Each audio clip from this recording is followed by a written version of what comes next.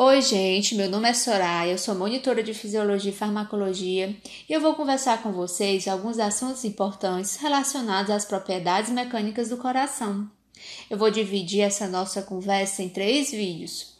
O primeiro será sobre o potencial de ação no músculo cardíaco, o segundo sobre o mecanismo de Frank-Starling e o último sobre o ciclo cardíaco. Então vamos começar. Potencial de ação no músculo cardíaco. No coração, há 2 tipos de potencial de ação. O potencial de ação das células do marca-passo cardíaco, por exemplo, do nodo sinusal, e como observado aqui na figura da esquerda, e o potencial de ação dos cardiomiócitos, como observado aqui na figura da direita. Entre esses potenciais, há algumas diferenças. Por exemplo, nas células do marca-passo cardíaco não existe platô. O limiar de excitabilidade ele é menor. Como observado aqui na figura, ele é de menos 60 a menos 40. E haverá uma hiperpolarização da membrana. Já nos potenciais de ação dos cardiomiócitos, haverá platô, como observado aqui nesse número 2 da figura. E o seu limiar de excitabilidade ele é maior, em torno de 90 mV.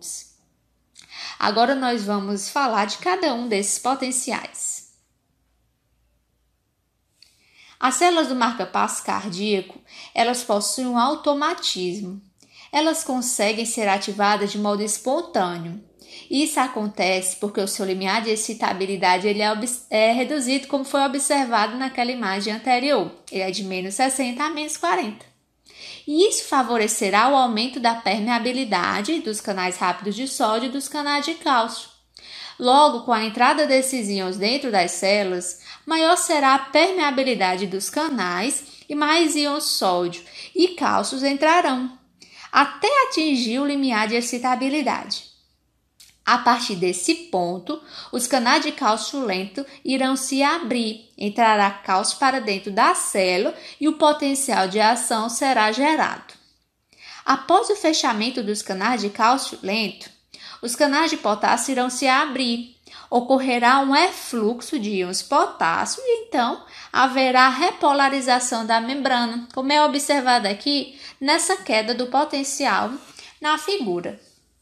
Os íons potássios eles vão continuar saindo de dentro da célula, deixando ela mais negativa. Isso que caracteriza a hiperpolarização, processo que é presente nas células do marca-passo cardíaco. Em relação ao potencial de ação dos cardiomiócitos, já é perceptível a diferença desse potencial pela forma do gráfico. Ele possui 4 fases e eu vou falar sobre cada uma delas agora. Na fase 0, ocorre a abertura dos canais rápidos de sódio. Aqui, o limiar de excitabilidade ele foi alcançado pelos íons que vieram lá das células do marca-passo pelas junções gap. O influxo de sódio iniciará o potencial de ação. Na fase 1, vai haver o fechamento dos canais rápidos de sódio. Na fase 2, que é chamada de platô, haverá a abertura dos canais de cálcio lento e a diminuição da permeabilidade dos canais de potássio. E isso será característico da sustentação desse potencial. E é um momento importante para a duração do tempo de contração cardíaca. Na fase 3, haverá o fechamento dos canais lentos de cálcio e o aumento da permeabilidade dos canais de potássio. Com a saída dos íons potássio, ocorrerá a repolarização dos cardiomiócitos. Na fase 4, o potencial da membrana estará em repouso. Bom, pessoal, era isso que eu queria falar com vocês. Essas foram as referências. Oi, pessoal! Nesse segundo vídeo eu vou falar com vocês sobre o mecanismo de Frank-Starling. Como vocês podem perceber, esse gráfico mostra que o coração está adaptado para aumentar ou para diminuir a sua força de contratilidade de acordo com os volumes crescentes de sangue que chega até ele. E será o mecanismo de Frank-Starling que vai explicar essa adaptação. Bom, no repouso, o coração ele bombeia de 4 a 6 litros de sangue por minuto. Já em uma atividade física mais intensa, como na corrida, O coração ele é capaz de bombear de 4 a 7 vezes esse valor bombeado no repouso. Logo, o volume de sangue ele vai estar aumentado no retorno venoso durante as atividades físicas, né? E isso acontece porque cada tecido periférico do corpo vai controlar o seu fluxo local de sangue. E nesse caso da corrida, os músculos esqueléticos eles estarão necessitando de um maior aporte sanguíneo. Então, os fluxos sanguíneos, agora que vai estar aumentado, vão se combinar e retornar para o coração pelas veias cavas. Lá no coração, ele será bombeado para a aorta e assim para a circulação sistêmica. E será um mecanismo que explicará essa capacidade adaptativa do coração. Mas o que é o mecanismo de Frank-Starling? O mecanismo de Frank-Starling é a capacidade intrínseca do coração de se adaptar a volumes crescentes de afluxo sanguíneo. Então, quanto mais o miocárdio ele for distendido durante o enchimento, maior será a sua força de contração e maior o volume de sangue bombeado para a aorta. E como é que isso acontece? Bom, os filamentos de actina e as cabeças de miosina elas ficarão dispostas em ponto mais próximo do grau ideal de superposição para gerar força, apresentando então o enchimento otimizado do ventrículo. E essa interação ótima ela pode ser observada na figura ao lado, como mostrada aqui na seta, que mostra o momento do estiramento das fibras do miocárdio. No entanto, esse estiramento ele pode ser muito grande e algumas cabeças de miosina começar a perder contato com os filamentos de actina do mesmo lado, fazendo com que a força de contração cardíaca caia progressivamente. E essa situação ela é observada nesse gráfico, o qual mostra a redução da força de contração cardíaca com o aumento do grau de estiramento dos sarcômeros. Bom, pessoal, essas são as referências e essa foi a nossa conversa sobre o mecanismo de Frank-Starling. Oi, gente, a nossa conversa sobre propriedades mecânicas do coração, ela já está acabando. E como último vídeo dessa série de 3 vídeos, nós vamos falar sobre o ciclo cardíaco. Então, vamos começar. Bom, o ciclo cardíaco é o conjunto de eventos cardíacos que ocorre entre o início de um batimento e o início do próximo batimento. Ele é dividido em sístole, que é o período de contração, e em diástole, que é o período de relaxamento. A sístole ela é dividida em 3 fases, sendo a primeira a contração isovolumétrica, seguida pela ejeção ventricular rápida e finalizando com a ejeção ventricular lenta. Já a diástole, ela é dividida em 4 fases, que a primeira é o relaxamento isovolumétrico, a segunda, enchimento ventricular rápido, a terceira, enchimento ventricular lento e a última, a contração atrial. Bom, agora eu vou falar com vocês as fases do ciclo cardíaco.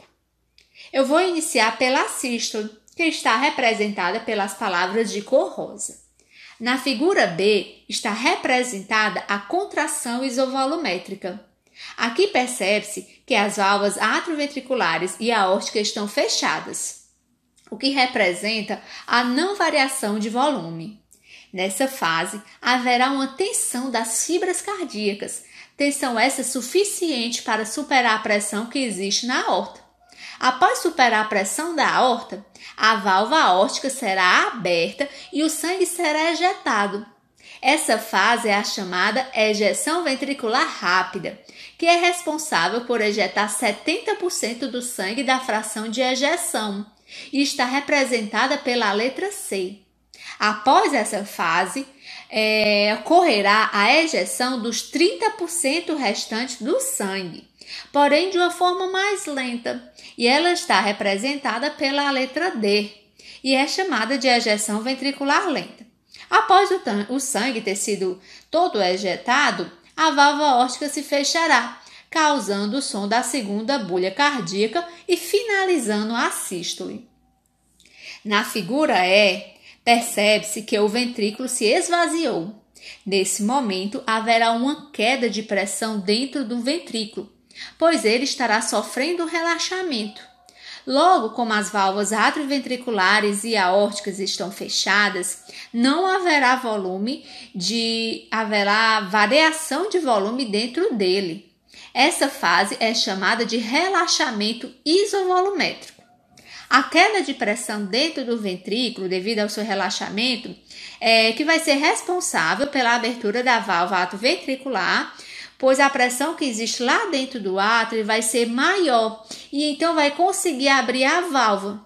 Após essa abertura da válvula atrioventricular, 80% do sangue que chega ao coração é lançado diretamente para dentro do ventrículo, por meio das fases de enchimento ventricular rápido, mostrado na figura F, e enchimento ventricular lento, mostrado na figura G. Os 20% de sangue que restaram serão levados, até o ventrículo por meio da contração atrial. Fase essa representada pela letra A. Após isso, a pressão no ventrículo aumenta e haverá o fechamento da válvula atrioventricular, caracterizando então o som da primeira bulha cardíaca. E o novo ciclo será iniciado. Certo? Nesse slide aqui há uma imagem do diagrama de Wiggers e nele mostra-se as variações de pressão na aorta, no átrio, no ventrículo e as variações também de volume ventricular, de acordo com cada fase do ciclo cardíaco. Também é possível observar aqui o fonocardiograma, onde dá para perceber o momento da primeira e da segunda bulha cardíaca. E para finalizar, é importante que vocês tenham em mente dois conceitos importantes, que é o de pré-carga e o de pós-carga. Bom, a pré-carga é a pressão presente no ventrículo após o seu completo enchimento. Nesse caso, seria a pressão diastólica final. Já a pós-carga é a pressão que as fibras cardíacas têm que superar para ejetar o sangue para a aorta. Logo, é a pressão na aorta à saída do ventrículo. Bom, pessoal, essas são as referências e esse foi o nosso último vídeo. Obrigada!